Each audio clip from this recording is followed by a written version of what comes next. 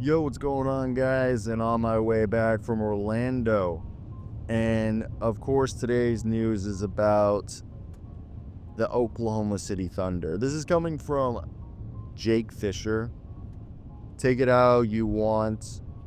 I asked just some people within the industry in terms of media what they thought.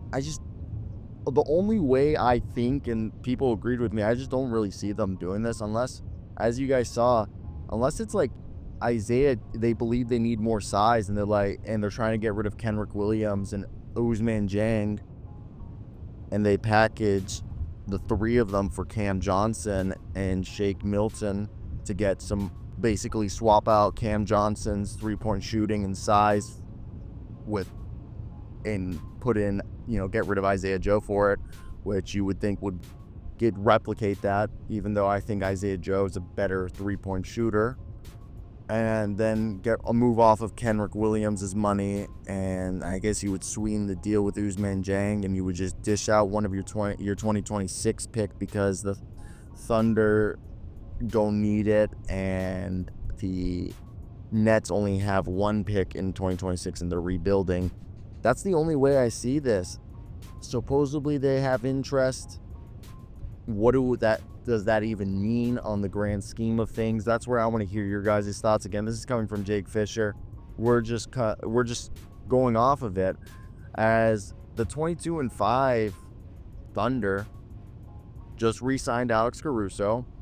So to my mind, why do anything to mess with? If it ain't broke, don't fix it. That's what my dad always told me. But it's NBA trade season, so we have to at least address it. So like and comment, subscribe. I cover the NBA doing multimedia journalism for HoopsWire.com. Go check out my work there. Hit this like, subscribe button. You make videos on all teams. And with the trade period, we at least have to look into and speculate what would be the thinking. And again, my whole thinking would be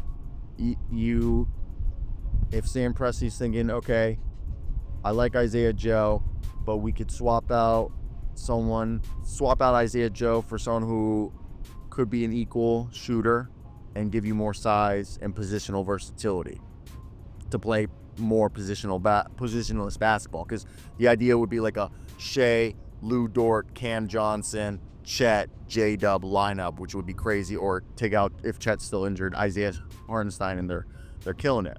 So with that, I think this team's always the forward.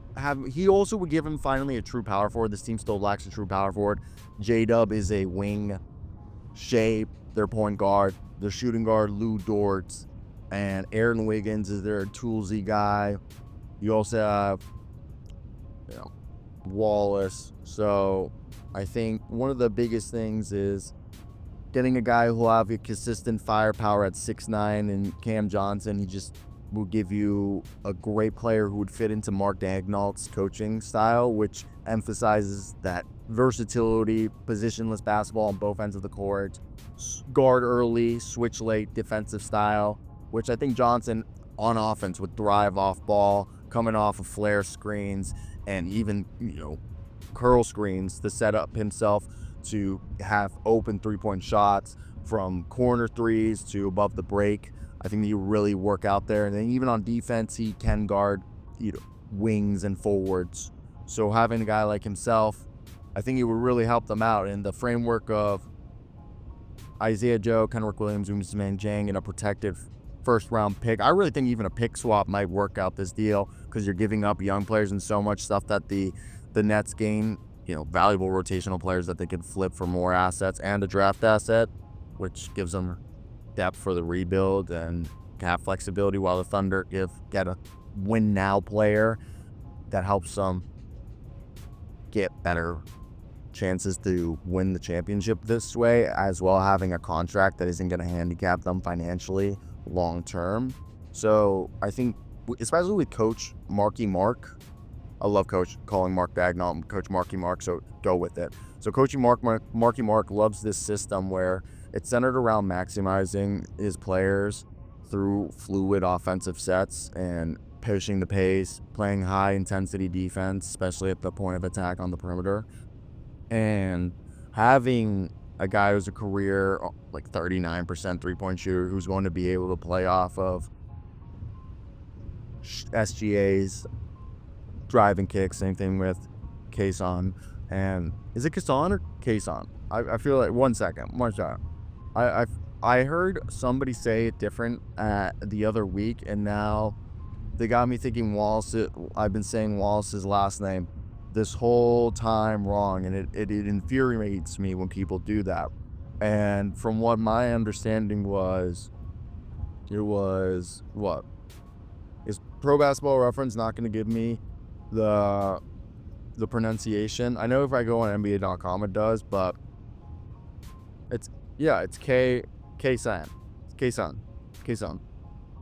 And Wallace is just a fantastic player. So I think just having Cam either off the bench or starting would just make this team even more versatile and allow them, again, gain cap flexibility, trading off contracts. Because I think personally, Wiggins replaced Kenrick as much as I love Kenrick.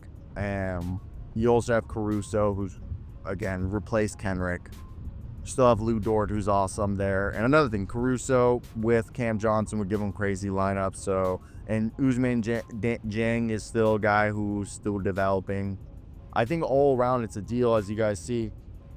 Gives the Thunder a chance to capitalize and give up minimal assets. The Nets get themselves, and the Nets could even turn this into a 3-team trade and flip this into more assets. Like they call up a team maybe like Dallas, and they're like, you're trying to get rid of Maxi Kleber and get Kenrick Williams, and that's what they do. While Isaiah Joe, I think they keep, and that's a guy you could really sell high on, or again, flip, because if you trade for him before the deadline, you can trade him by himself to another team, and because he's on such a good contract, if a team desperate like the Kings can't find a forward, you could call them up and be like, hey, give us Kevin Huerter and a pick. We'll send you Isaiah Joe, who fits perfectly for them, because then Malik Monk and Keon Ellis stay off the bench. Isaiah Joe start, or Malik continues to start. So that's something that could even happen there, or vice versa. Another contender could even be interested in because of Isaiah Joe's contract. That's really why I think that one would work out well for everybody involved. Again, I think it's not going to happen, and the Thunder seem to be a team that enjoys continuity. They made the moves they wanted to do. And yeah, do I think Kenrick Williams and Ousmane Dieng could be flipped at the deadline for a player, a veteran, a forward, a switch big?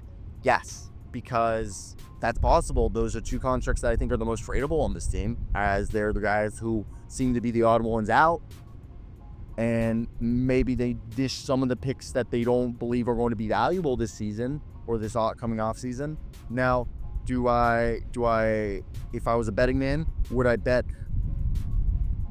they probably won't do anything just because the Thunder seem to be a team content? Maybe. But I wouldn't say, I think it's 50-50. I just don't think a move of this magnitude would happen unless they think they have a real shot of winning the title, which they do. So let me think, or let me hear your thoughts.